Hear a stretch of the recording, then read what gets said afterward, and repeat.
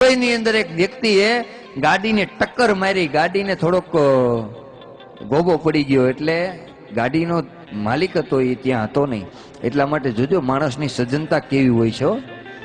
એટલે એને સરસ મજાની ચિઠ્ઠી લખી કે ભાઈ, મારાથી આ ગાડી અડી ગઈ છે અને જે તમારા ગાડીનો ખર્ચો થાય એ આ મોબાઈલ નંબર ઉપર ફોન કરીને મારી પાસે ખર્ચો લઈ લેજો.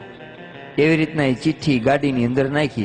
એટલે એ ગાડી ભટકાયેલી જોઈ ને માલિક આવ્યો એટલે ગાડીના માલિકે બહુ ગાળું દીધી, બહુ ગાળું બોલવા માંડ્યો કે કેવા છે આ લોકો એમ. પણ જ્યાં બારીનો કાચ ખોલ્યો ને જ્યાં બારણું ખોલ્યું ત્યાં અંદર એક ચિઠ્ઠી પડી હતી કે ભાઈ, તમારી ગાડી મારા લીધે ભટકાણી છે, તમારા ગાડીનો ખર્ચો આ મોબાઈલ નંબર ઉપર લઈ જાઓ. તો એ માણસ બહુ ખુશ થઈ ગયો, બહુ એટલે બહુ.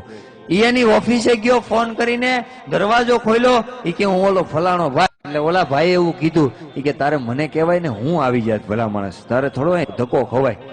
બોલો કે તમારા કેટલા પૈસા? બહુ સારી વાત કરી સાહેબ. એ કે હું પૈસા લેવા નથી આવ્યો. કે કેમ? આ કળિયુગની અંદર એક સારા વ્યક્તિના દર્શન કરવા આવ્યો છું, મારે પૈસા નથી જોતા સાહેબ. સારા માણસ બની જાય તોય જીવન જીવવાની મજા આવે, સારા માણસ બની જાય. એટલે જ કોઈ કવિએ કીધું છે કે જીવતા છીએ તો નામનું મહત્વ, મરણ પછી એને નનામી કહેવાય. જિંદગી કોઈની આપેલી ઉધાર છે, એને પાછી ન આપો તો તમારી ખામી કહેવાય.